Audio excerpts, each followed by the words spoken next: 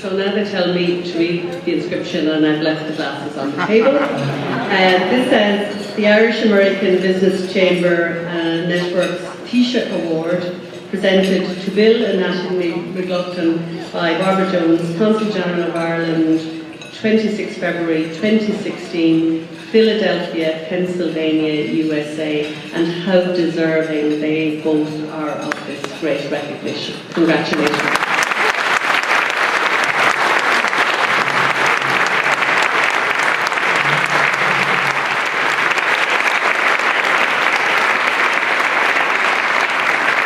I'm going to ignore the advice given by a wise Irishman who said, never give a Mick a mic. Bill?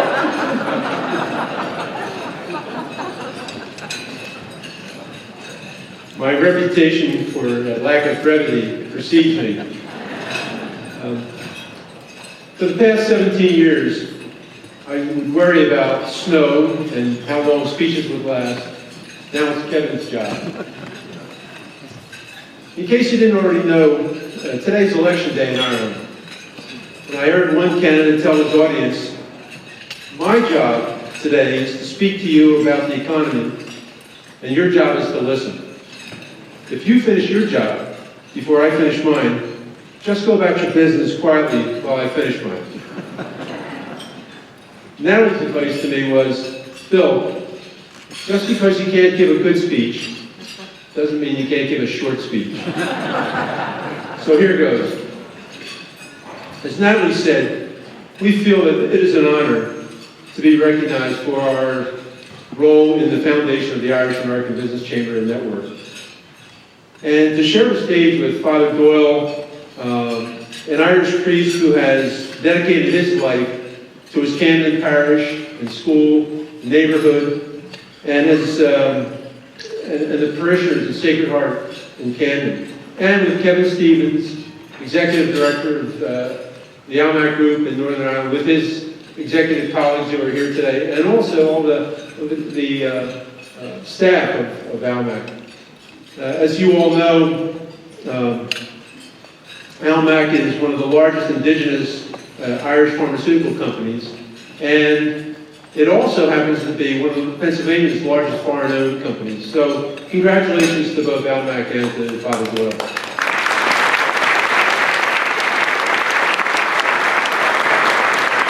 Maybe a little history is in order. On a drenching, rain-soaked June night in 1968, a 23-year-old American walked into a pub in Wexford, which, by the way, is Barbara Jones' hometown, right after disembarking from the ferry from Wales. It was a row house pub, all the lights were up, and a Gaelic football match was on the television. He took a seat at the long, straight wooden bar between two men about twice or more his age, and turning to the man closest to the telly, he asked, "Who's playing?" The Irishman turned, looked him up and down, and said, "Where are you from, Yank?" The American said he was from Philadelphia, and that his grandparents were from Mayo. The Irishman, without hesitation, said, "I was just thinking you had to look a Mayo after you." After several more pints and great conversation and stories with both men, I walked out of that pub, my first in Ireland, knowing that not only was I an Irish American, but that I loved Ireland. Our mother's mother, that is my four sisters and I, who we all grew up with, emigrated from Mayo when she was 19 in the year 1889. That is 127 years ago. Mary Murtha sailed for Chester, Pennsylvania, just 12 miles down the river from here, where her brother John and her sister Kate had already settled. She went on to marry a Mayo man, Thomas Byrne, and become parents to my mother, Helen, and her four brothers, and our mom married an Irish-American with Donegal roots, Bill McLaughlin. I left Wexford by thumb and hitched a ride to Mayo to see where Grandmom came from. In 1968, it took a lot of rides and a good deal of walking as well. Visiting the farm where she was raised had a strong impact on me, and I thought that if the chance ever came that I could have an impact on Ireland, or I could help in some way, I would seize the day.